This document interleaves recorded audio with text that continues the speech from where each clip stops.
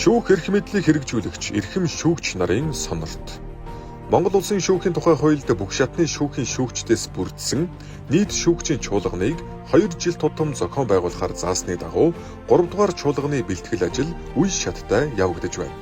Нийт шүүгчийн чуулганаар шүүхийн ерөнхий зөвлөл, сахилгын хорооны шүүгч гишүүнийг сонгох, шүүх эрх мэдлийн хүрээнд дагаж мөрдөх хууль тогтоомжийг боловсронгуй болгох, хууль хэрэглээний нэгдмэл байдлыг хангах талаар хэрэг нэхэмжлэл, гомдол, хүсэлт хүлээн авах, хуваарлах болон хэрэг маргааны хянан шийдвэрлэх шүүгч, шүүх бүрэлдэхүүнийг суглаагаар томилох нийтлэг журам, нэмэлт өөрчлөлт оруулах талаар.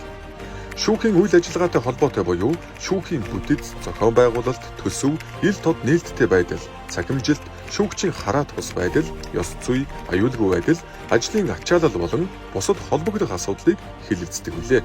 Шүүхийн ерөнхий зөвлөл, сахилгын хорооны шүүгч гишүүнийг сонгохоос бусад хэлэлцэн шийдвэрлэх дээрх асуудлыг нийт шүүгчийн чуулганы дэгийн 3-3-т заасны дагуу шүүгч нараас ирүүлсэн саналыг үндэслэн чуулганыг зохион байгуулах ажлын хэсэг урьдчилан тодорхойлох журамтай. Энэ хүрээнд нийт шүүгчийн чуулганыг зохион байгуулах ажлын хэсгээс 2025 оны 4-р сарын 22-ны өдөр бүх шатны шүүхийн ерөнхий шүүгч, шүүгч нарт хаяглан санал авах тухай хавсралт бүхий албан бичгийг хүргүүлээд байгаа билээ.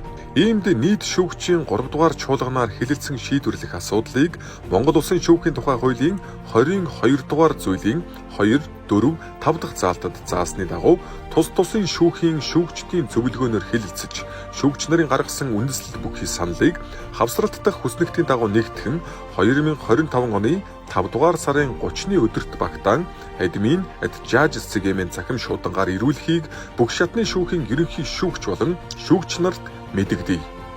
Нийт шүүгчийн 3 дугаар чуулганыг зохион байгуулах ажлын хэсэг.